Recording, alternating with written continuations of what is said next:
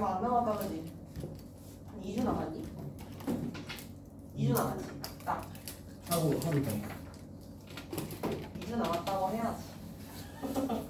2주 남았어. 뭐 다른 과목은 좀 어떻게 하고 있어? 잘하고 있어? 응? 잘하지 못하고 있어? 그럼 국어는 잘하고 있니? 다른 애들 얘기 들어보면 그래도 국어는 학원을 다니니까 숙제라도 하니까 다른 과목에 비하면 좀 나은 편이다. 왜 이렇게 얘기하는 애들이 좀 있던데. 니네도 그래? 말을 해봐 얘들아. 왜 말을 못해? 응? 이거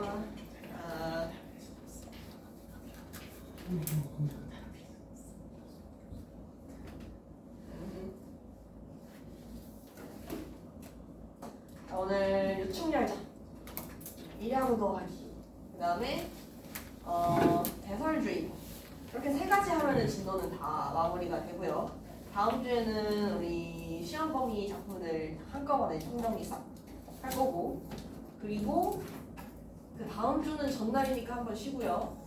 직보를 화요일에 오시면 되고요. 직보 끝난 그 주는 한 번 더 쉬었다 갈게요. 이번에는 한 번 더 쉬는 걸로. 그래서 시험 끝나고 나면은 7월 둘째 주부터 학원에 나오시면 되는데, 너네 혹시 7시 시간이 안 된다. 일요일 7시 안 되는 사람 안 계시죠? 7시 오시면 됩니다. 다른 학교 애들이랑 좀 섞어서 할 거야.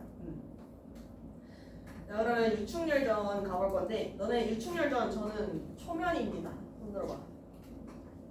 태준이 혼자? 다른 애들은 학교에서도 좀 나갔어? 그럼 유충열전 나가는 중이고, 1학 도하기는 들어봤어? 안 들어봤고? 대설주의고랑? 그러면 학교도 거의 진도가 마무리되고 있구나. 근데 니네는 진짜 자습 많이 안 준다.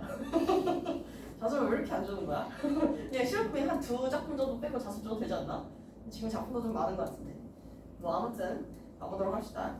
유충열전은 일단은 영웅의 일대기 구조를 먼저 얘기를 하는 게 좋을 것 같아. 영웅의 일대기 구조. 이거 우리 처음 보는 거 아니지? 어디서 봤어?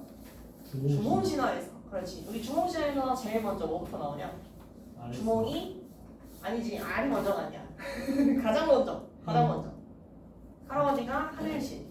그치? 그리고 물신이잖아. 할아버지들이. 그래서 엄마는 물신 쪽, 그다음에 아빠는 하늘신 쪽이란 말이야. 그래서 이제 고귀한 혈통부터 시작을 합니다. 고귀한 혈통. 그래서 이 유충열전 같은 경우에는 유충열의 아버지 유심이라는 사람이, 이제 성씨가 유고 이름이 심이야. 유심이라는 사람이 되게 고위직의 양반입니다.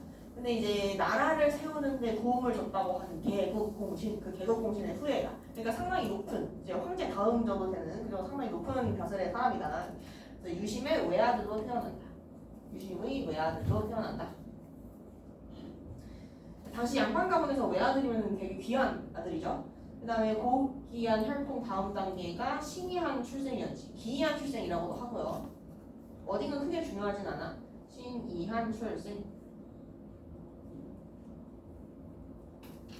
주몽신화 같은 경우에는 난생설화, 그러니까 알에서 태어났다라고 이야기를 하는데, 유충열전 같은 경우에는 아들이 잘 생기지 않아가지고 이제 엄마랑 아빠랑 나란히 손잡고 가서 이제 절을 이렇게 기도를 드립니다. 우리 아들 좀 생기게 해주세요. 이렇게 절도 다니고 여드다니도 다니고 하면서 이제 아들을 달라고 하는 기도를 막 이렇게 드리니까 아들이 이제 신기한 태몽을 꾸고 아들이 태어나게 되는데, 어떤 신선이 용을 타고 이 엄마한테 이렇게 날아드는 꿈을 꾸는 거야.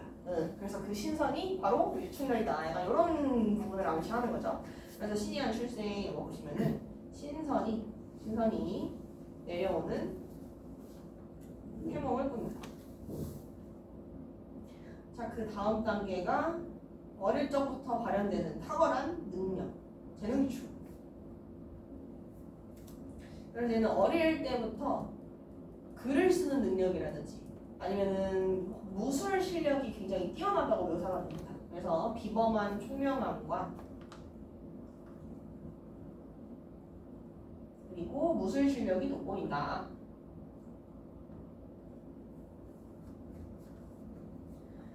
자, 그 다음에 어릴 적 위기가 하나 찾아오게 되는데 이 유심은 충신이야.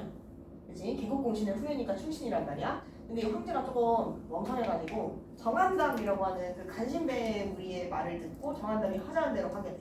근데 충신의 눈으로 봤을 때는 저 정한담이 하는 소리는 이제 나라를 망하게 하는 길이란 말이야.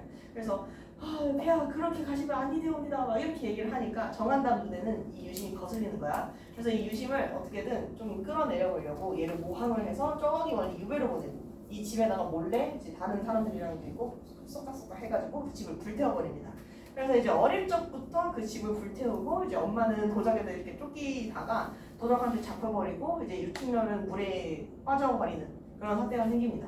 그래서 어릴 적 위기 정리를 좀 해볼게요. 아버지 유심이 유배를 가고 정한담 때문에 유배를 가고 집이 불탄다. 그리고 어머니는 도적에게 잡히고 그리고 유충렬은 물에 빠지게 된다.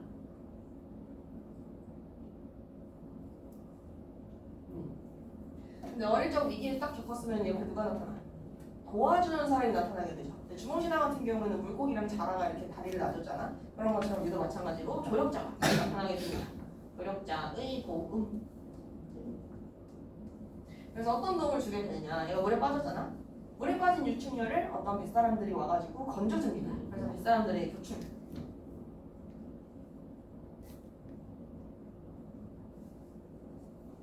그러고 나서 이제 무트로 내려왔는데 얘는 어머니도 지금 못 만나는 상황이고 아버지도 못 만나게 되잖아. 근데 가다가 강희주라는 사람이 이 유충렬의 비범함을 알아봐. 그래서 이 강희주가 자기 딸이랑 유충렬을 결혼을 시킵니다. 강희주의 사위가 된다. 그래서 이제 강희주의 사위가 됐으니까 그 집에 들어가서 이제 살다가 어떻게 됐냐면은 나중에 이제 광덕산 도승이라는 사람을 만나. 광덕산의 도승을 만나서 도수를 배웁니다. 이게 이제 전기적 요소지. 도수를 배워. 그래서 막 눈 앞에 나타났다가 안개가 되고 휘리릭 사라졌다가 저기 뒤에서 빵 하고 나타난다든지 아니면 안개 속에서 갑자기 나타나면서 무슨 뭐 엄청나게 새끈빠끈한 말을 타고 나타나서 얘는 그 적들을 막 이렇게 모가지를 댕강댕강 한다든지 그런 장면들이 있습니다. 전기적 요소지. 도수를 배운다는 거. 자, 그 다음에 맨 마지막에가 이제 미역 성취죠. 그치? 잠깐만. 성장 후 위기 한번 더 오자. 성장 후 위기. 위기가 한 번 더 닥치게 되는데 이제 강희주의 사위가 되어서 이제 강희주의 딸이랑 같이 살고 있잖아. 근데 이 강희주마저도 유배를 가게 됩니다. 강희주의 유배. 그리고 정한담이 반역을 일으킵니다. 정한담 반역. 그래서 이 간신배 녀석이 기어이 다른 사람들과 손을 잡고 이제 천자를 이제 끌어내리고 자기가 스스로 천자가 되려고 그래요. 반역을 일으키는데 이 반역을 무찔러야지 이제 주인공이죠. 그렇지? 이제 위협성취. 정한담을 제압하고 이제 천자를 구하고 맨 마지막에 가족들과 제외한다. 자기의 어머니, 아버지 유심하고 이제 제외를 합니다.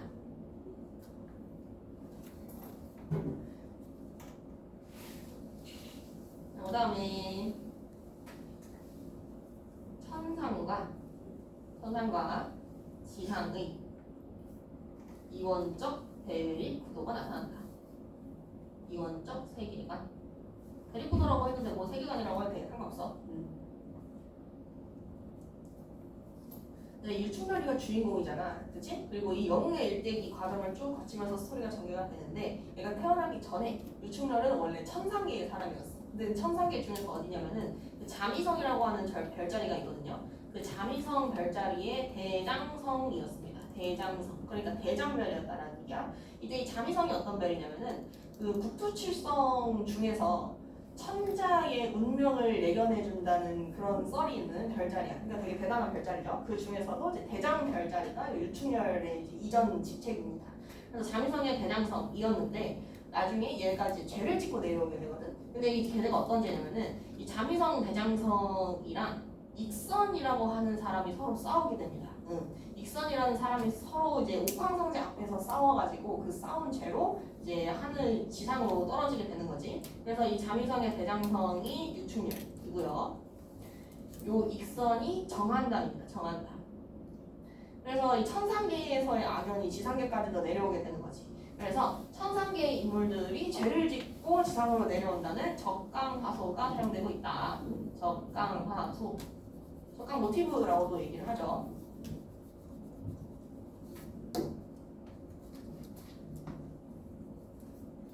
됐나? 아하. 자, 그러면은 본문 바로 가보도록 합시다. 본문 봅시다. 네, 중국의 명나라 영종 황제 즉위 초 고위관직 정원 중구 유심은 늦도록 자식이 없어서 한탄하다가 부인 장씨와 남학 형사에 들어가서 치성을 드리게 된다. 여기 보시면은 배경이 중국 명나라지, 그렇지? 우리나라 고전소설에서 명나라는 항상 선한 쪽, 악원으로 등장합니다. 우리나라는 이제 좀 사대주의가 있었잖아. 그래서 명나라는 악원으로 등장하고 보통 청나라나 다른 민족들은 다 오랑캐라고 하면서 적군으로 등장하는 경우가 대부분이야. 그래서 여기서는 일단 중국 명나라가 이 작품의 공간적 배경이 되겠습니다. 공간적 배경. 그 다음에 영종 황제 즉위 초 이때가 시간적 배경이 되겠다. 시간적 배경. 그래서 이 현직 고관 정원 주보 유심이 치성을 드린다라고 얘기하지. 이 치성을 드린다는 게 기도를 올린다는 거거든. 그래서 이제 아들을 달라고 치성 드리는 거, 얘가 이제 기자령성이죠. 기자령성을 드린다. 이후 부인 장씨는 하늘에서 선관이 내려오는 꿈을 꾸고 충녀를 잉태하게 된다. 이때 선관이 내려오는 꿈, 용을 타고 선관이 내려와가지고 이제 장씨한테 달려드는 그런 꿈을 꾼단 말이야. 얘가 이제 기안 출생 단계. 기안 출생. 자, 그 다음에 맞아 가볼게요. 하늘에서는 자미원 대장성이었던 충녀는 익성의 우도함을 상징께 아뢰어서 익성을 기양하게 하였고 이에 불만을 품은 익성과 배공로 잔치에서 대단한 죄로 인간 세상에 내려오게 된다. 이때 이 익성이 나중에 누가 된다고? 정한담이 됩니다. 정한담. 그리고 이 앞에서 얘기했던 자미원 대장성, 얘가 이제 충녀이 되는 거죠. 그래서 이제 익성이 악한 인물이었기 때문에 상제한테 익성 제한 안 된다라고 얘기했다가 익선이 유배를 가게 돼. 그래서 익선이 이제 악한 마음을 먹고 자미성 대장성하고 싸웠다가 그 옥하산에서 앞에서 싸웠다는 죄로 이제 지상으로 내려오게 되는 거죠. 그래서 인간 세상으로 내려온다는 점, 요게 이제 적강화소. 그래서 영웅의 웅장한 모습으로 태어난 충녀는 어릴 적부터 총명함과 지략을 갖춰서 탁월한 모습을 보인다. 이게 이제 탁월한 능력.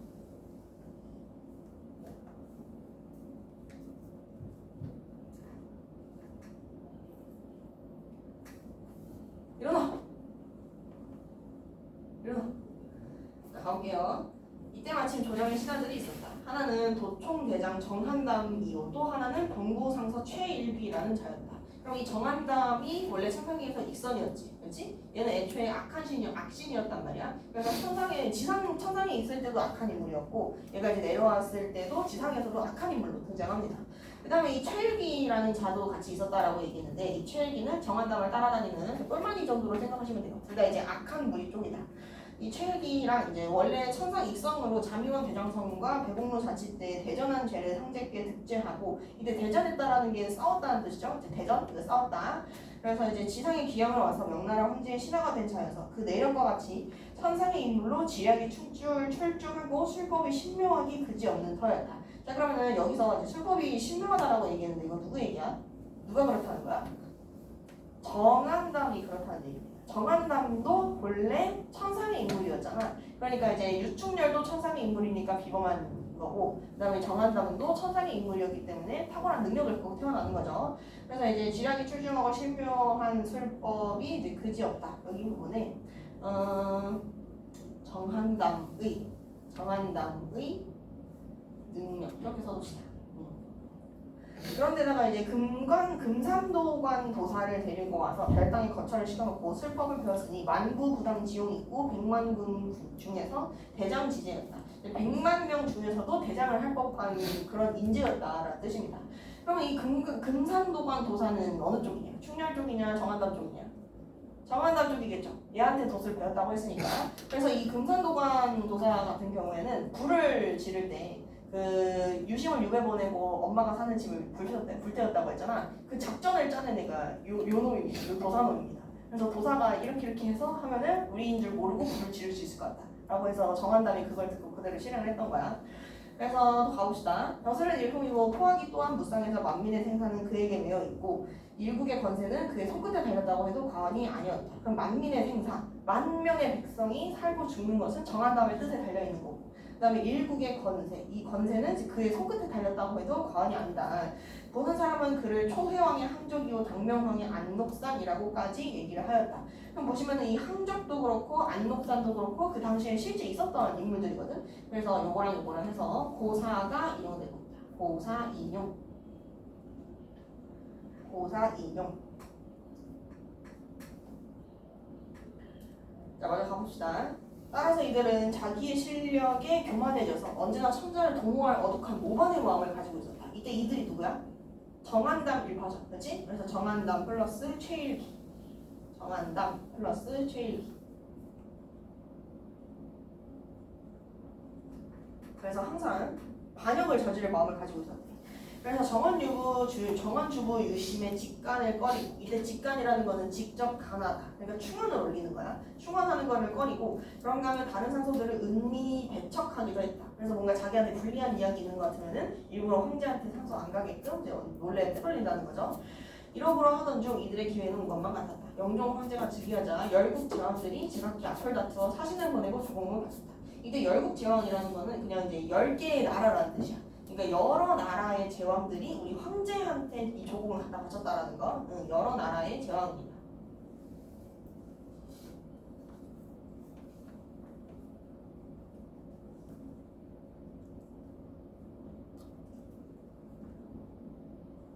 그러나 이제 다만 토번과 가달만은 예외였다. 지금 중국 땅을 보면은 명나라가 있고 이런저런 민족들이 되게 많잖아. 그 중에서 이제 토번하고 가달이라는 애들은 이제 조공을 안 바쳤다고 합니다.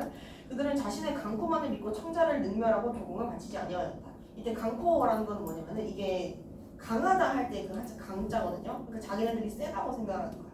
이때 강포라는 거는 우악스럽고 사나운 성질이라는 뜻입니다. 사나운 성질. 그래서 자기네들이 군사력이 더 세다고 생각을 해서 명나라 황제한테 조공을 바치지 않았다. 이런 얘기예요. 이런 때를 타서 정한담과 최일기 두 사람이 천자께 아뢰었다. 그것은 이러하였다.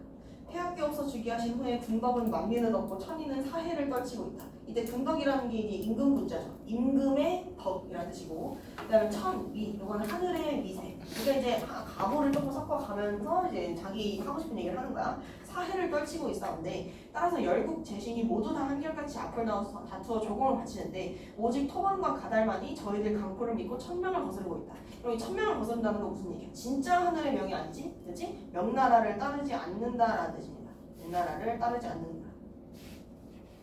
얘네만 조공을 바치지 않았다. 그래서 또 가보시면 신등은 비록 재주가 없사오나 이들 오만한 무리를 쳐서 항복을 받아서 충신으로 돌아오고자 하옵니다. 그럼 얘네가 지금 하고 있는 말의 본론이 여기 부분이죠. 이들 오만한 무리를 쳐서 항복을 받아서 충신으로 드리려고 한다. 근데 이제 말이 충신으로 드린다는 거지 그냥 정복하겠다라는 뜻이에요. 정복을 해내겠다. 여기가 이제 말을 꺼낸 본론입니다. 본론. 요구사항. 그리하면 폐하의 위험이 남방에 가득하고 신 등의 공명은 후세의 길이 전하리니 바라옵건대 황상께서는 이러한 신 등의 충성심을 깊이 살피옵소서. 그래서 얘가 지금 이런 얘기를 꺼내는 이유가 뭐야? 신 등의 공명은 후세의 길이 전하리니 이게 목적인 거야. 오케이? 이거를 목적으로 이렇게 가달이랑 토건을 침범하자라고 얘기를 했고 그걸 이제 충성심이라고 포장을 하고 있는 거지. 이거는 이제 가짜 충성입니다. 가짜 충성. 그래서 밑에 가봅시다. 천자 역시 이들 남적들이 하루하루 강성의 남을 근심하고 계셨다. 이때 남적은 남쪽에 있는 적이라는 뜻이네. 그럼 여기서 맥락상 어디를 얘기하는 거야? 가달이랑 토건 얘기하는 거겠죠. 그렇지? 가달이랑 토건 얘네들은 지금 바로 생각을 해도 자기네들이 명나라보다 군사력이 더 세다고 생각했단 말이야. 그래서 명나라에 조공을 안 보냈던 건데 근데 얘네들이 점점 더 세지는 거를 천자도 지금 근심해하는 상황이다. 그러던 참이라 두 신하의 충성심과 용기는 천자의 가슴을 만족하는 신뢰의 감정으로 하듯 오르게 하였다. 이게 되게 바보 같은 게 뭐야? 가짜 충성이잖아. 근데 충성한다고 얘기하니까 거기 감동을 오는 거야. 바보 천자죠, 그렇지? 그래서 이제 그러던 참이라 여기서부터 두 신하의 충성심과 용기는부터 벅차오르게 하였다. 여기까지. 여기는 천자의 무능함을 보여주는 부분. 그래서 지배층을 일부러 무능하게 설정을 하고 있는 거죠. 자, 밑으로 한번 가봅시다. 자, 경들의 마음대로 기병하라. 여기서 이제 기병하라라는 건 이제 군사를 일으키다라는 뜻이에요. 군사를 일으키다. 그래서 감동을 먹어가지고 얘네들 뜻대로 군사를 다룰 수 있도록 지금 권한을 준 거죠. 그래서 천자는 기쁜 미소로 이렇게 즉답하셨다. 정원주고 유심은 조회하고 나오다가 이 말을 듣고 컬쩍 뛰며 곧 탑전으로 들어가서 부복하였다. 이제 탑전이라는 게 왕의 앞이라는 뜻입니다. 왕의 앞. 그러니까 천자의 앞에 들어갔다는 얘기죠. 그리고 이제 부복하다라는 거는 엎드리다. 엎드려서 이제 말을 합니다. 유심이. 듣사오니 폐하 깨어서 남정을 치라고 하시고 이 때문에 기병하신다는 말씀이 옳으니까. 천자를 치라고 했다고 내가 진짜 기병한다는 말이 그게 맞습니까? 라고 확인을 하는 거지. 그랬더니 한담의 말이 있기에 그렇게 하지 말았어. 정한담이 그렇게 하라고 하던데 라고 지금 말을 하고 있는 거죠. 이제 상당히 이제 간신의 말에 의존하는 모습 이렇게 씁시다. 간신의 말을 오롯이 믿는 모습.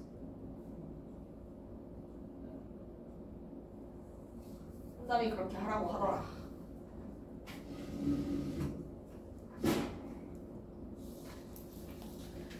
그 다음에 또 가봅시다. 하고 천자는 아무렇지 않은 듯이 대답하였다. 얘는 문제가 뭔지 알지 못해. 바보라서. 그래서 해하 아려옵기 황소하오나 어찌 망령되게 그런 중대사를 허락하셨소이까. 아직 망령되다라는 거는 뭔가 좀 잘못되다라는 뜻이야. 잘못했다.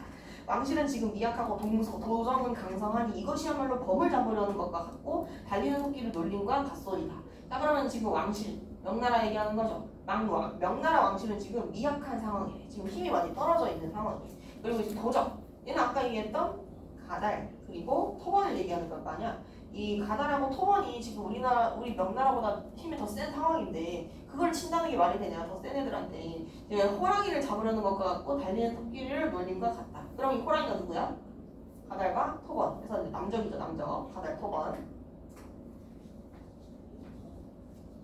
그래서 현실성이 떨어진다는 거를 범을 잡는다.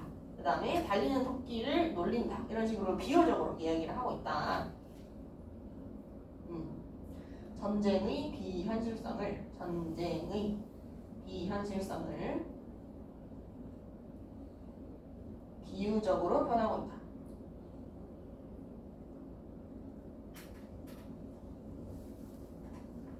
그 다음에 또 가볼게요. 한낱 새알이 천근의 무게를 어찌 견딜 수 있겠습니까? 자, 새알이 누구야? 어느 쪽? 명나라 쪽이죠. 우리 아군은 새알에 불과해. 그 다음에 천근의 무게 얘는 누구야? 남적들 쪽이죠. 남적들 어찌 견딜 수 있겠습니까? 가련한 백성들의 목숨만 없애고 그러면 고혼인들 어찌 서럽다 아니하겠소. 지금 보시면 이거 고자. 이 고자 이거 알아볼 수 있어야 되거든요. 이거 외롭다는 뜻입니다. 외로운 고독하다. 그 다음에 혼. 이거는 영원할 때 혼입니다. 그러면은 외로운 넋이 돼버린다. 죽는다. 이게 좀 의미 없이 희생당한다 이런 얘기죠. 그래서 어찌 서럽다 아니하겠소. 바라건대 항상 깨어서는 기병하지 마옵소서. 그럼 내가 지금 기병을 반대하는 이유가 뭐야? 일단 첫 번째로 힘이 약하다. 그리고 두 번째로 백성들의 무고한 희생을 치르게 하면 안 된다. 이거지. 이거를 옆에다가 좀 정리를 해볼게요. 기병을 반대하는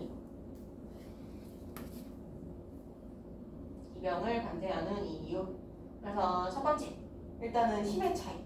군사력의 차이 이렇게 씁시다. 우리가 군사력이 더 딸리니까 치면 안 된다. 그 다음에 두 번째, 백성들의 희생.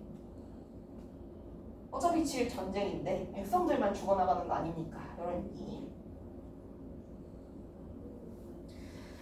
자, 밑으로 한번 가봅시다. 천자가 무엇라고 단안을 내려야 할지 좋을지 몰라서 이제 단안을 내린다는 건 결정을 한다는 거야. 결정을 해야 될지 모르겠어서 한동안 묵묵히 회의의 감정으로 상대방만 내려보았다. 이때 회의라는 건 의심한다는 뜻이잖아. 그렇죠? 많이 들어봤죠? 그럼 회의의 감정으로 상대방을 내려다본다는 거는 누구를 믿어야 될까를 고민을 한다는 거야. 오케이? 누구를 믿어야 될지 모르겠다. 얘만 믿어도 되는 거야? 쟤만 믿어도 되나? 막 이렇게 와리가리 하면서 결정을 못하는 상태다. 그래서 그러자 낌새를 알아차린 교활한 정황당과 최혜비는 일시에 천자께 알았다. 이때 낌새를 알아차렸다는 거는 눈치를 깠다는 거죠. 맞아? 그래서 무슨 눈치를 까? 옆에서 우리가 주장했던 전쟁을 반대하는 녀석들이 있었구나. 그 눈치를 챈 겁니다. 그래서 이제 유심의 반대를 눈치챘다.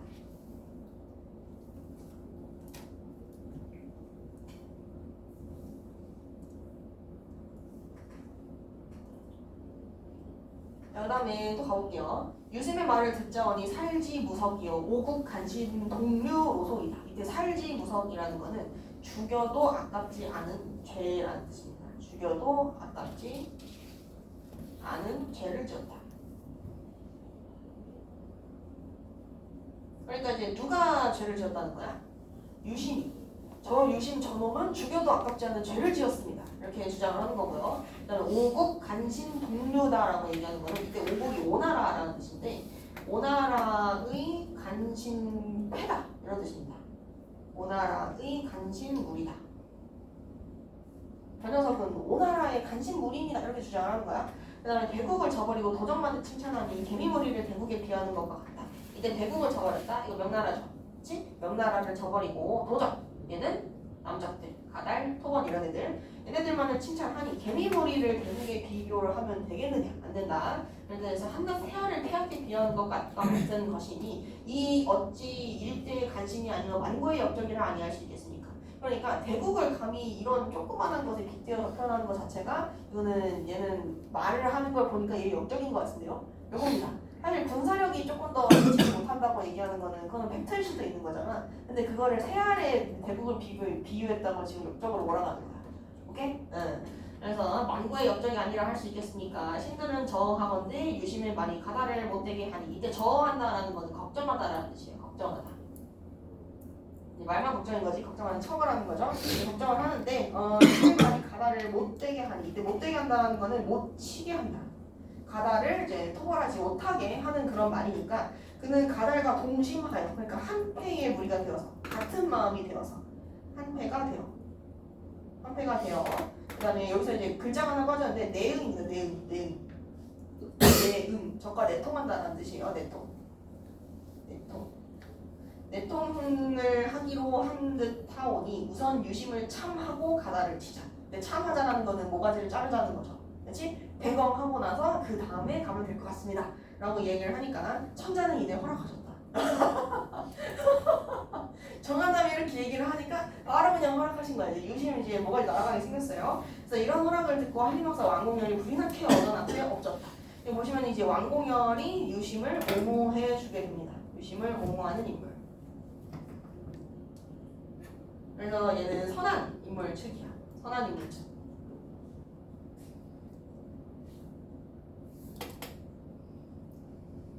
자, 밑으로 가봅시다. 정원조부 유심은 선한 개국공신 6기의 손임. 선한 개국공신 6기의 자손이다 이런 뜻이죠. 그렇지? 개국공신의 후예다. 그리고 사람됨이 정직하고 일심이 충성하온즉 남적을 치지 말자는 그의 말은 그의 맑은 충성심에서 나오는 살이 당연한 것인 줄로 아오. 그러니까 그렇게 말을 조금 잘못한 거는 맞지만 그건 충성심에서 나온 말입니다. 이렇게 애써서 이제 변명을 해주고요. 그럼에도 그의 말을 죄라 해서 충신을 죽이시면 태조 황제 사당 안에 유산공을 배향하였으니 이때 사당 안에 유산공을 배향한다라는 게 뭐냐면은 그 옛날에는 사람이 죽으면은 그 사람의 이름 같은 거나 아니면 영정사진 같은 거 그 사람의 자리를 대신하는 패 같은 거 놨지. 그렇지? 그거를 지금 보시면은 사당 안에 황제 사당 안에 유산공 저 유기라는 사람의 그 패를 황제 사당 안에 넣어놨다는 거야. 그러니까 이게 얘는 공식적으로 개국공신 가문인 거야. 근데 그런 사람을 반역이라고 이제 몰아가면서 처형을 해버리면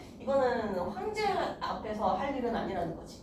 무슨 말인지 알겠어? 이제 황제가 이 유심의 조상을 개국공신으로 인정을 했잖아. 그치? 네, 그 점을 이제 드는 겁니다. 그래서 춘추를 행사할 때 무슨 면목으로 배우면 또한 유심을 죽이시면 이후 직관할 신화가 없을 것이니 황상비로서는 깊이 생각해서 그의 죄를 용서하옵소서. 그럼 얘는 지금 두 가지 차원에서 변호를 하고 있는 거죠. 하나는 뭐 개국공신 가문이다. 그리고 하나는 맑은 충성심에서 나온 거야. 오케이? 이것도 정리를 해 오른쪽에다가 좀 해볼게요. 자, 유심을 변호하는 근거. 유심을 변호하는 근거. 자, 첫 번째. 유심은 태조가 인정한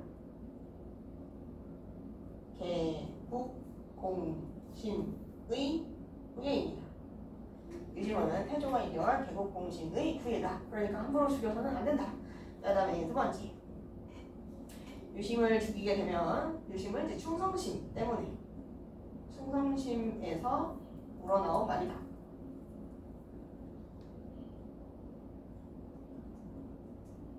그다음에 세 번째 하나 더 꼽을 수 있거든요. 여기 본문을 보시면 또한 유심을 죽이시면 이후 직관할 신하가 없어질 것이다. 이때 직관하는 신하라는 건 이제 자기의 위험을 무릅쓰고 나라를 위해서 이제 황제한테 쓴소리를 하는 사람이잖아. 그러니까 이제 이거는 없어지면 안 되는 인간이거든.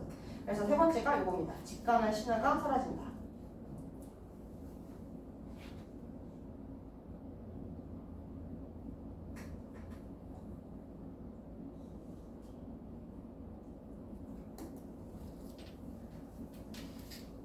일어나! 너무 잘 가는 거 아니냐? 이러시. 그냥 하자. 자, 볼게요. 또한 여기 밑에 천자는 이런 말을 듣고 스며시 정한다고 돌아보셨다. 얘 말 들으니까 얘 말 들으면 이쪽이 맞는 것 같고 얘 말 들으면 이쪽이 맞는 것 같고 얘는 지금 줏대가 없어. 이랬다가 저랬다가 지금 얘가 또 변호해주니까 맞는 것 같으니까 정한다를 써다보면서 야 어떻게 할까? 이렇게 하는 거지. 그치? 그래서 유심을 죄하실진데 만사무석이오나 그러니까 이제 여기서 만사무석이라는 것도 10,000번 죽어도 갚지 못한다 이런 뜻입니다. 10,000번 죽어도 아깝지 않은 죄다. 하지만 공신의 후회라는 점을 고려하시어 제목대로 당하지 못하고 다만 정배나 하사이다. 이때 정배는 한마디로 유배를 보내자라는 얘기입니다. 일정한 기간을 딱 정해가지고 그 기간 동안에 다른 곳으로 유배를 보내자. 자, 뒤로 한번 가봅시다. 그 말이 옳을까 하오. 정한당이 얘기할 때마다 다 옳다고. 유배를 보낸다고 합니다. 그래서 유심을 황성 밖으로 원찬하라. 이때 원찬하라는 것도 유배 보내라는 뜻이에요. 유배 보내라. 그래서 천자는 마침내 그렇게 소리쳤다. 정한담은 청령하고 흥부 높이 앉아 곧 유심을 잡아내어 수재하기 시작하였다. 이때 청령하다라는 건 뭐냐면은 명을 귀담아 듣다 이런 뜻이에요. 명을 귀담아 듣다. 그래서 이제 귀담아 듣는 이렇게 척을 이렇게 하면서 유심을 잡아내서 수재한다. 이때 수재한다라는 거는 죄를 밝히다라는 뜻이거든. 이제 없는 사람 앉아놓고 문초를 시작하는 거지. 죄를 밝히다. 무고한 사람을 앉혀놓고 지금 너 어떻게 그렇게 반역이 어쩌고 이런 걸 하고 있는 거죠. 네 죄를 논지하건 내 선참 후에 당연하겠지만 이때 선참이라는 건 뭐냐면 먼저 참하고 이후에 보고한다라는 뜻이야. 준법을 어겼을 경우에는 일단 죽이고 나중에 황제한테 보고하는 그런 게 있었습니다. 그래서 먼저 참한 후에 먼저 참하고 후에 보고한다.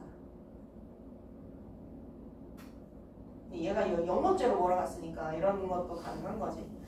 그래서 당연하겠지만 국은이 만극하사 국은이 끝이 없어서 네 목숨만은 살려준다. 차후에 다시는 그런 역적의 소리를 하지 말아라. 또 그런 말을 하면 능지처참이라는 것을 알아. 너네 능지처참 뭔지 알아? 이렇게 사진 묶어놓고 약간 이거지. 그 능지처참이라는 것을 이제 알아라. 잔말 봐라. 네가 갈 곳은 연북이다. 연북에 정배하고 어서 바삐 발행하라. 그래서 이제 연북이라는 곳에 유배를 떠나게 됩니다. 여기 중요한 줄거리 볼게요. 유심은 정한담 일파의 계략으로 귀양을 가고 정한담 일파는 유심의 집에 불을 지르게 됩니다. 그래서 이제 귀양을 간다. 그리고 불을 지르게 된다. 여기가 어릴 적 위기. 어릴 적 위기. 아직까지 충렬이는 지금 나오지도 않았어. 계속 유심 얘기였죠. 아버지 얘기였어. 그래서 겨우 화재를 피해서 도망치던 충렬은 정한담이 보낸 수적에게 잡혀서 물에 던져졌다가 몇 사람들에게 구조된다. 그러니까 여기까지 던져지는 것까지가 어릴 적 위기인 거고 뱃사람들에게 구조가 되고 이후 강희주를 만나서 그의 딸 강난자와 혼인을 하게 된다. 그리고 이제 강희주의 사위가 되고요. 강희주는 유심을 구하려고 천자에게 간언하다가 정한담의 모함을 받아서 귀양을 가고 충렬은 가족들과 헤어진 뒤 떠돌다가 백룡사 노승을 만나게 됩니다. 그래서 이제 뱃사람, 강희주, 이 노승들 다 뭐야? 유충렬의 조력자들, 조력자의 도움을 받게 된다. 그래서 병법과 도술을 배우게 되는데 한편 정한담 일파는 침입해온 남적과 결탁을 해서 진짜 찐 반역을 일으켜서 명나라를 치고 이제 충렬이 등장해 반란군의 선봉인 전문거를 죽이게 됩니다. 그래서 이제 얘가 실제로 반역을 일으켜서 명나라를 치게 된다. 여기가 이제 성장 후 위기 단계가 되겠다. 성장 후 위기가 한 번 더 오게 되는데 이거를 이제 충렬이가 진압을 하면서 위협 성취하는 거죠. 자, 그래서 이제 위협 성지 직전 장면입니다. 음흉한 반역자 정한담은 도성문을 뚫고 걸레로 달려갔다. 아닌 게 아니라 도성 내에는 무방비 상태여서 야심가의 활동에는 다시 없이 편리하게 되어 있었다. 여기서 얘기하는 이 야심가가 누구냐? 야심가? 야망을 가진 인물 정한담이죠. 그렇지? 정한담이 뭔가 활동을 하기에는 너무나도 편리하게 길이 만들어져 있다. 이런 얘기입니다. 그래서 10여 여기는 척이야 척. 얘가 글자가 중간에 좀 빠졌는데 10여 척의 거창한 몸을 자랑하면서 부척 장검을 휘두르면서 그는 걸레로 뛰어 들어가자 천자더러 나오라고 호통을 쳤다. 그리고 닥치는 대로 남녀를 가리지 않고 베어버렸고 문을 부수고 발을 구르고 그의 무례한 횡포는 그야말로 미친 짐승과 같았다. 지금 보시면은 남녀를 가리지 않고 배웠다라고 얘기했잖아. 눈앞에 보이는 사람이라는 사람은 그냥 다 죽였다라는 뜻입니다. 민간인이고 뭐 불사고 할 것 없이. 그리고 문도 부수고 막 엄청 포악하게 막 이렇게 좀 나쁘게 묘사를 하고 있지. 악하게 묘사를 한단 말이야. 그래서 일부러 이런 식으로 얘가 좀 비윤리적인 짓을 저지른다는 거를 뒷박을 계속 깔면서 얘를 유충열이 제압하는 게 정당하다는 거를 오히려 옆에서 이제 정당성을 부여해 주는 거지. 오케이? 뭔 말인지 알겠나? 응. 자, 그래서 어디부터 가냐면 그는 걸레로 뛰어들어가. 여기서부터 미친 짐승과 같았다. 여기까지 여기다가 쓸게요. 정한담의 횡포를 묘사한다. 그리고 악한 모습을 부각한다.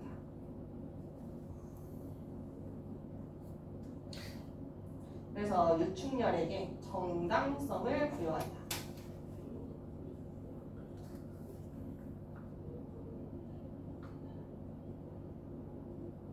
정당성을 부여한다.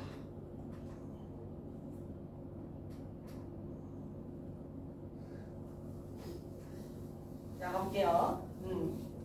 그래서 충렬의 위로와 보증을 받아서 편히 잠들고 있다. 천재는 이것도 웃기지 않냐? 충렬이 옆에서 위로도 해주고 보살핌도 해주고 그래서 이제 천재는 아무것도 모르고 자고 있었어요. 근데 이와 같은 위급한 형세에 기절초풍하듯이 놀라서 눈을 떠서 옥새를 품고 안고 품에 안고 말을 잡았다 정신없이 뒷문으로 도망쳐서 달아났다. 그래서 막 이렇게 자기는 아무것도 모르고 막 자고 있었는데 갑자기 옆에서 정한담이 천재 나와라 이렇게 막 이렇게 다 쓰고 다니니까 놀라서 도망갔다는 거지. 그렇죠?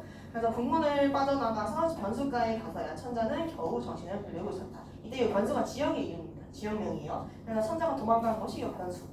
자, 밑으로 가볼게요. 불의의 난폭한 침입자는 이 천자를 찾아도 없자 우선 손쉽게 잡을 수 있었던 황태후 그리고 구제와 도망치려던 태자를 잡아서 호왕에게 보내어 맡겨놓았다.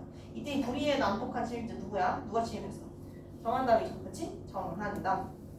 이 한담이가 지금 누구누구를 잡았냐면은 황후를 잡았고요. 그 다음에 황태후 잡고요. 그 다음에 태자까지도 같이 잡았습니다. 근데 이게 약간 좀 역사적 사실과 겹치는 부분이 있어. 우리 병자호란 기억나세요? 병자호란 누가 끌려갔지? 소현세자가 끌려갔어요. 이거 상식이야, 상식. 국어를 공부한다면 이거 상식입니다. 소현세자 끌려갔고요. 세자 빈 끌려갔고요. 그 다음에 공림대군 이렇게 끌려갔단 말이에요. 이제 설정이 좀 겹치죠. 그래서 황태후랑 황후가 겹치는 게 황후, 황태후 그리고 여기 밑에 있었던 태자 태자를 납치한다는 점. 요거는 병자호란 당시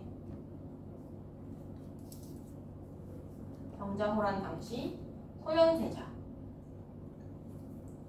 그리고 세자비 플러스 공림대군 이 잡힌 것과 설정이 겹치는 거지. 그치? 공림대군이 포로로 잡혔던 사실을 반영하고 있다.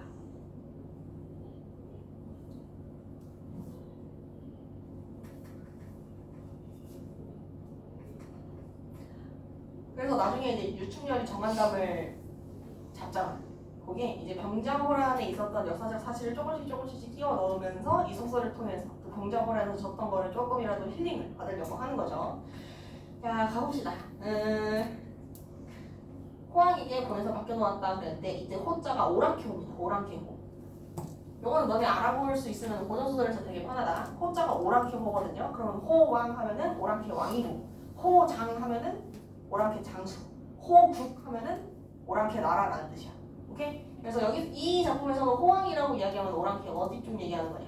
정한담이랑 결탁했던 곳, 남적들, 가달, 토건 이런 애들이에요. 그래서 그러고는 북문을 나서서 천자를 추격하니 천자는 이때 변수가에 있었다. 얘는 머리 가지도 못했어. 지금 변수가 쪽으로 도망간다고 했었죠.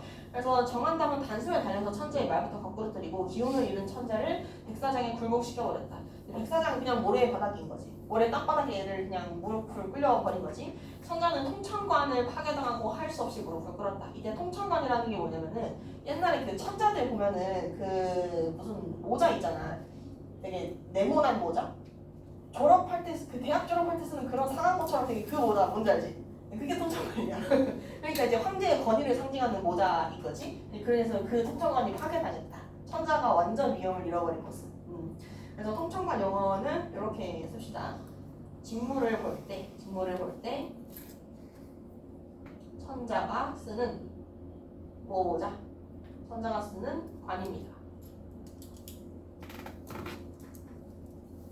그래서 완전 지금 위험 다 없어진 상황이고 네가 기거했거든 잘 듣거라. 하늘이 나 같은 영웅을 내실 때는 이미 남경의 천자되라 하십니다. 그런데도 네가 어찌 천자를 바랄 수 있는가? 자 이거 누가 얘기하는 것 같아? 정한담이 말을 하는 거죠. 근데 정한담이 천자한테 하늘이 정한 리얼 천자는 나다 라고 얘기를 하는 거죠. 그래서 이제 천명인 것으로 지금 주장을 하고 있다. 너 한 놈을 잡으려고 지금 10년을 공부해서 변화와 무궁하니 10년을 공부했다는 건 도수를 배웠다는 뜻입니다. 10년을 내가 도수를 배워가지고 변화를 막 이렇게 도수를 부릴 수가 있으니 너 어찌 순종하지 아니하고 아직도 입에서 젖빈내 나는 조그마한 충렬을 얻어다가 내 군사를 침노하는가. 이제 충렬이가 이제 계속 옆에서 활약을 해주니까 얘 입장에서 눈에 가시였던 거야. 그래서 천자를 딱 잡아가지고 너 자꾸 유충렬 거리는데 걔는 걔 찾지 말고 내가 천자라고 이런 식으로 막 지르고 있는 거. 그러한 네 죄를 논지하건대 이제 서슴없이 죽일 것이로되 옥새를 들이고 항서를 써서 올리면 죽이지 아니하려니와 그러지 못하면 너는 물론 이놈의 노고 처자를 죄다가 한 칼에 다 죽일 것이다. 지금 보시면은 포로로 황태후 내려갔죠. 황후는 이제 와이프고 황태후는 엄마잖아. 그렇지? 황태후 그다음에 태자 아들까지 다 들어갔단 말이야. 그래서 너가 항복을 안 하면 다 죽여버리겠다 하는 거야. 근데 얘가 사실은 굳이 항복을 안 받아도 그냥 등록하면 되거든. 그런데 항복을 받으려고 하는 이유는 뭐냐면은 공식적인 서류 절차 같은 거를 좀 거치려고 하는 거야. 그래야 그나마 주변 사람들한테 조금이라도 납득을 시킬 수가 있으니까. 그렇지? 응. 그래서 옥새가 필요하다라는 점 그리고 항서를 네가 직접 써서 올려라라고 얘기하는 거. 이거는 형식적인 요건을 갖추려고 하기 위함이다. 그래서 다른 사람들이 뭐 나대고 그러면은 이거 항복했다니까 이런 식으로 항서를 줄 수 있어야 되니까 이런 걸 보여주면은 자기 나름의 좀 정당성이 생기는 거지. 자 그래서 뒤로 한번 가봅시다.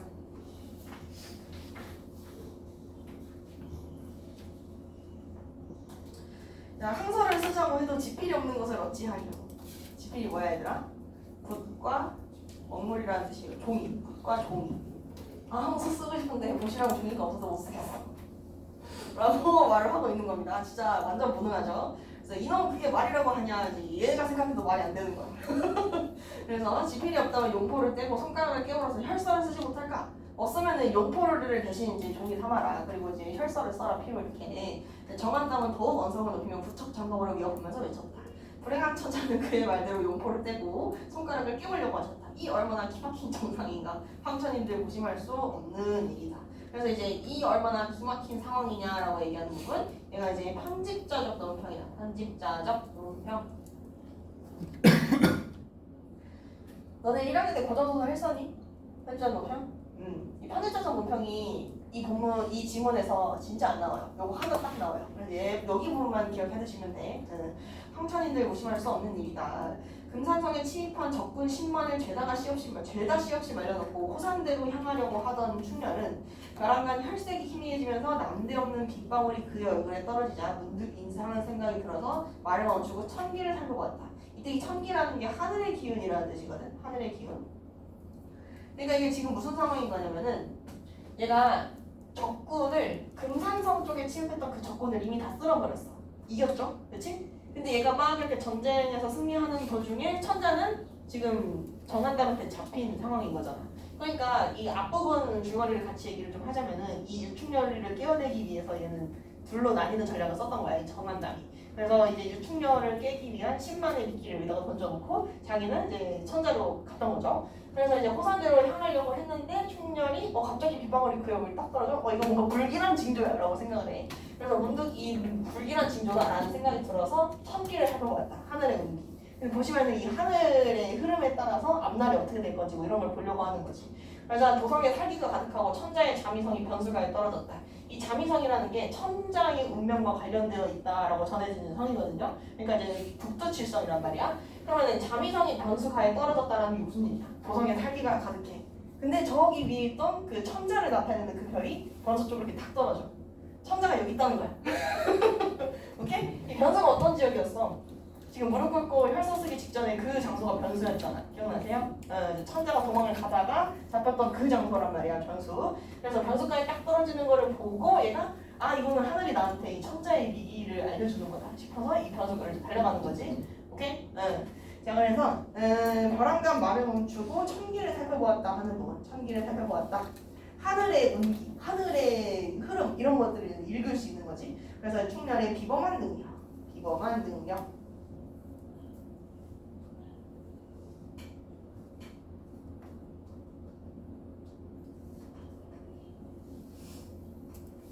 자, 밑으로 가봅시다. 이게 왜 변이냐? 야단났구나. 갑조한 창검을 살펴보면 급히 말을 몰았다. 이 영묘한 천사만 또한 주인의 마음을 아는지라. 이 천사말을 얻게 된 그 스토리도 중간중간에 있는데 이러이러한 것들을 겪어서 이 아주 엄청난 말입니다. 한마디로. 이제 SSS 등급 말이에요. 그 말 또한 주인의 마음을 아는지라. 그 원래의 전능한 속력을 마음과 발휘하여 변수를 달렸다. 아니나 다를까 천자는 항복자의 고통을 죄다 맛보며 항복하는 사람의 고통을 맛보는 중이고 무서운 정한담은 이제 곧 구척 장검을 내려치려고 하고 있지 않은가. 그래서 충렬과 천사만은 생명의 전부를 다해서 미친듯이 달려들었다. 근데 천자가 이제 구하러 가는 거지. 이놈 정한담 놈아 우리 천자를 해치지 않고 이 칼을 받아라 하고 천자가 무너질 듯하게 소리쳤다. 천지가 무너질 듯하게 소리쳤다. 정한담은 깜짝 놀라서 말머리를 돌려서 도망을 가려고 했대. 이때 정한담은 이미 알고 있는 거야. 유충렬이랑 자기가 게임이 안 된다는 거야. 그래서 이 항서를 받아내려고 했던 것도 약간 이런 것 때문이거든. 천자가 항서를 써서 주면은 유충렬은 이제 천자한테 충성을 바치는 인물이잖아. 그러니까 얘도 꺾일 수밖에 없겠지. 약간 그런 것도 깔려 있는 거야.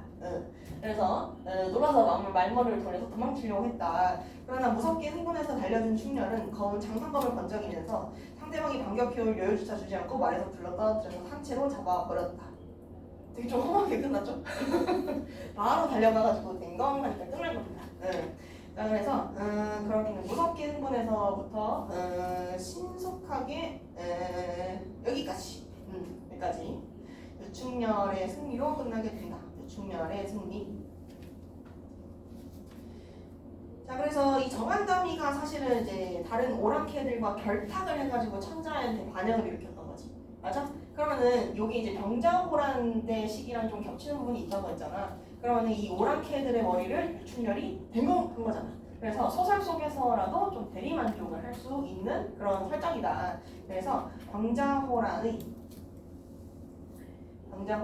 아픔을 치유하려는 민중 의식이 반영되어 있다.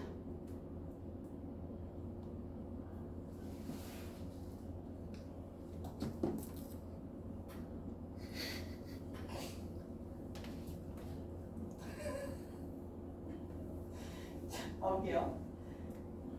그 민속하고 정확하고 천인적인 힘에 과시는 참으로 귀신조차 놀랄 정도였다.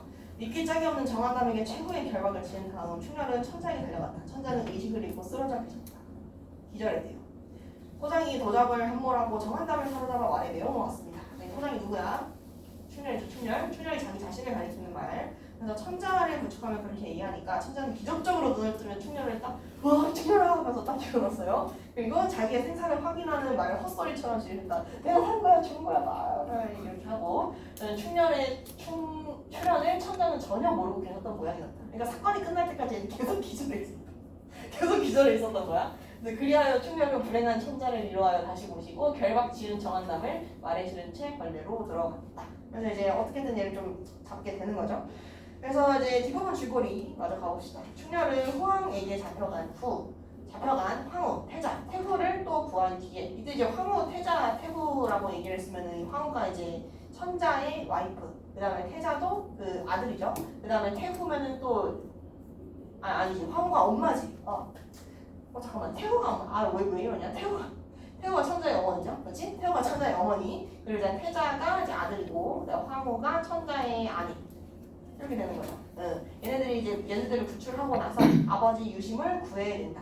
이렇게 이제 아까 호왕에게 넘겼다고 얘기했었잖아. 걔네들까지도 다 구출을 해내고 아버지도 구출을 해내고 유심은 정한담을 처형하고 충렬은 헤어졌던 남은 가족인 어머니 장씨, 그다음에 강희주, 강남자를 비롯해서 호국에 잡혀간 백성들까지 구해서 돌아오게 된다. 유심은 천자에 의해서 연나라 왕에 보내지고 충렬은 대담한 대장군 겸 승상이 되어서 부경화를 누리고 세상은 태평성대를 이루게 된다.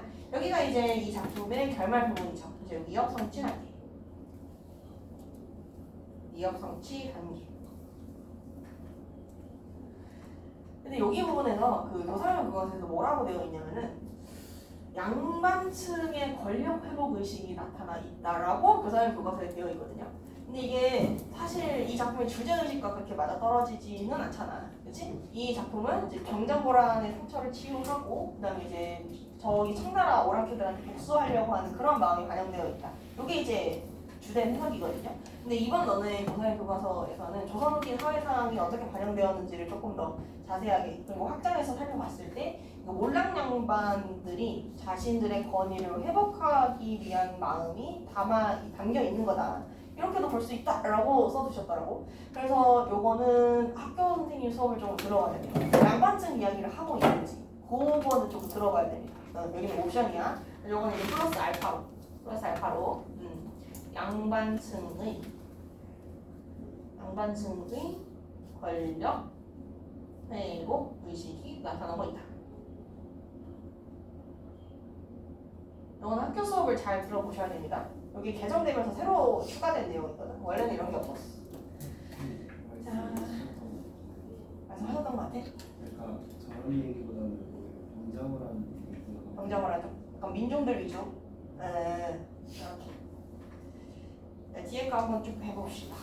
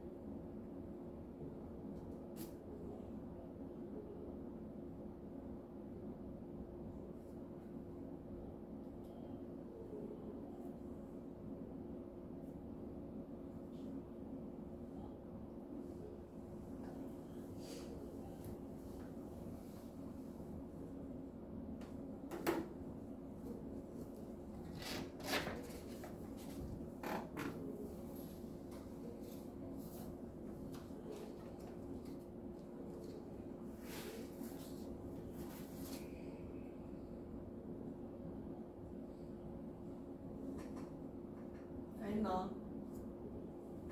그래서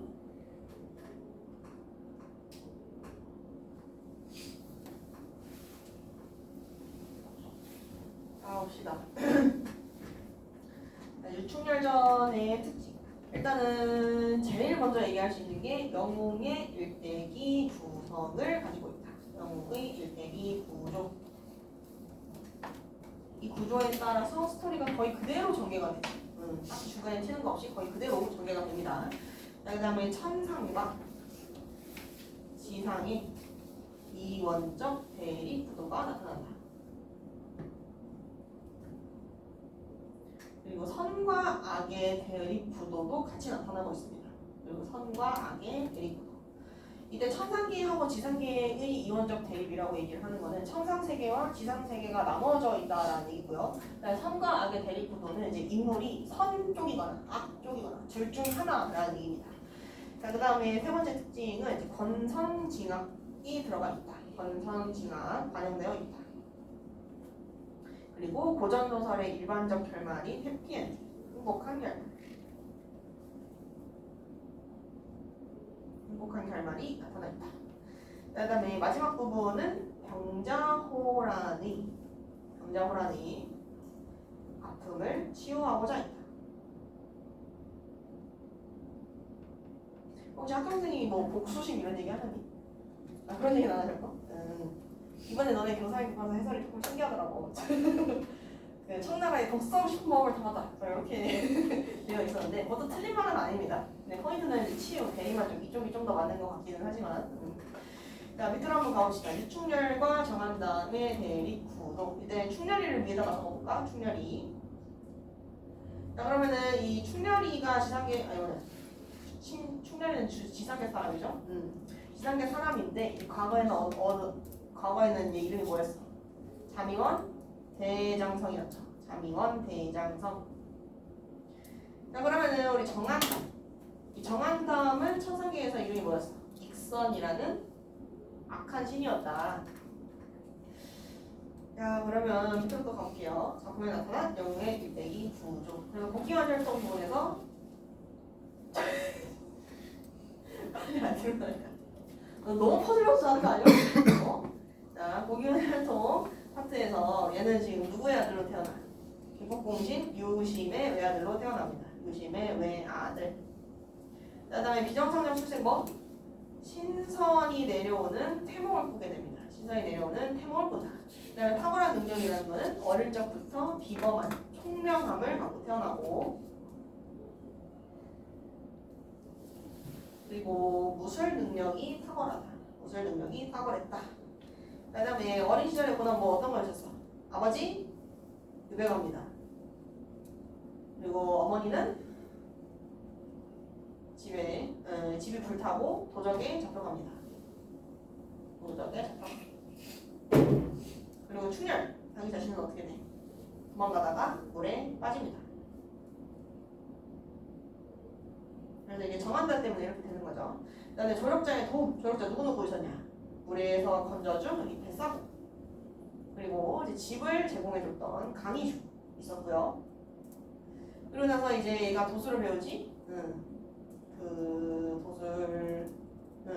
노승을 만나서 도술을 배운다. 그 다음에 성장 후의 위기, 어떤 위기가 찾아옵니까? 정한담이 반역을 일으킨다. 정한담의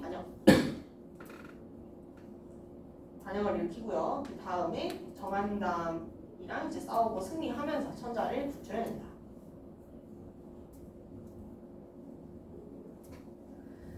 그 다음에 여기 오른쪽에 지문들 좀 볼게요. 여기 나와 있는 지문들은 뭐냐면은 그 교사용 교과서의 뒤쪽에 보시면은 이 작품의 배경에 대해서 간단하게 설명하는 부분들이 있어. 그래서 거기 참고해서 작품 같이 읽어보면 조금 더 괜찮을 것 같아요. 그래서 임진왜란과 병자호란은 큰 충격을 준 전란으로 조선사회 전반의 변혁을 가속하는 계기가 되었다. 그래서 병자호란 때 오랑캐라 일컬으며 무시했던 이 청나라 침략을 하니까 인조를 위시한 당대의 권력층은 남한산성의 피신해 있다가 결국 굴욕적인 항복을 하고 만다. 이게 이제 선전도의 불인 거지. 그래서 이 인조가 피신해 있다가 결국에는 항복을 하고 마는 거. 얘가 이제 반영된 설정이 뭐야? 천자가 변수가로 도망을 갔다가 거기서 피로 이제 혈서를 쓰기 직전까지 갔던 거지. 그 설정이 여기 역사적 현실을 반영한 설정이다. 그래서 이후 소전세자와 소현세자와 세자비 복림대군을 비롯해서 수많은 백성이 청나라에 끌려가는 수모를 겪게 된다. 그래서 이때 소현세자와 세자비 복림대군 얘네들이 그 천자의 어머니, 그다음에 아내 그리고 아들, 그래서 다시 다 호황한테 끌려가는 부분. 그다음에 이제 당대 조선인들은 왕실과 사대부의 허약한 실체를 알게 되었고, 그러니까 이 지배층들이 사실 우리가 알고 있었던 그 양반이 아니었던 거지. 그래서 나라를 짓밟은 청나라에 대한 민족적 적개심을 키우면서 복수를 꿈꾸었다. 그래서 이 복수를 꿈꾸었다라는 내용이 이제 교사님과서에서 해설이 좀 많이 나오긴 하거든요. 근데 복수보다는 사실 이제 대리만 이쪽으로 가는 게 좋을 것 같아요.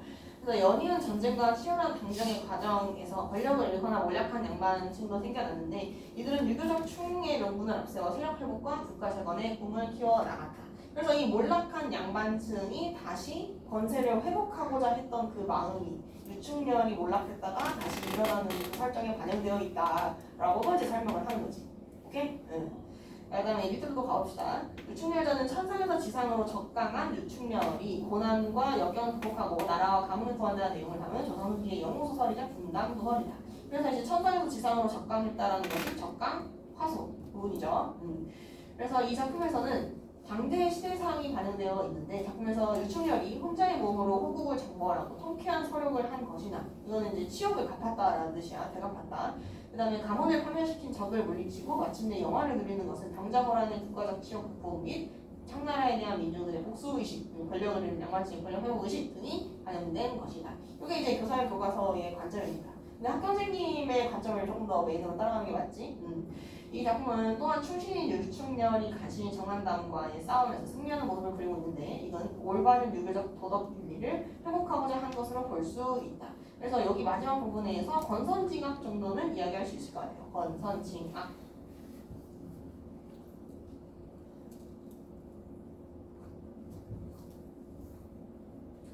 그 다음에 보기 3 내용은 이제 보기 1이랑 보기 2랑 거의 겹치는 부분이 많아서 이제 좀 넘어가도 될 것 같아요.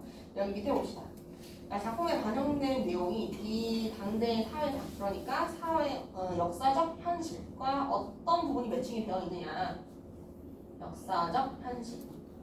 이거를 한번 찾아보자라는 얘기죠. 그러면 정한담 일당하고 유심과 그 유심을 도와주려고 했던 그 사람들이 서로 상소를 올리면서 막 싸우지. 그렇지? 여기서는 아닙니다. 여기서는 역적입니다. 뭐 이렇게 싸우잖아. 그래서 당시 막 상소를 막 이렇게 올리면서 정쟁이 활발했던 그 당시의 조정을 이야기한다.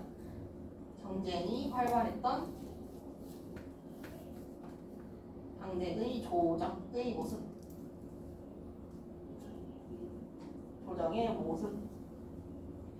자, 그 다음에 이런 사람들이 붙잡혀가지고 호랑에게 보내진다. 이거는 병자호란 당시에 소현세자, 그리고 소현세자 빈, 그리고 국민대 이 청나라의 포로가 되었던 거.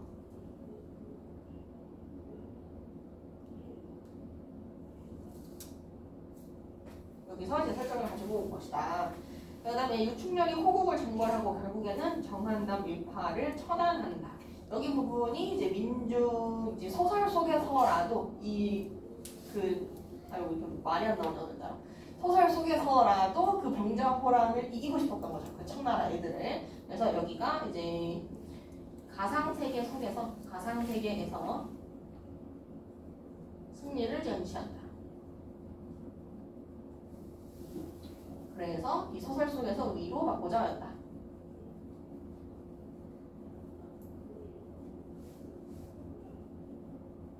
마지막 유심과 강의주의 가문이 세력을 잃었다가 유충렬의 승리로 다시 세력을 얻게 되었다. 여기 부분에서 이제 몰락한 양반이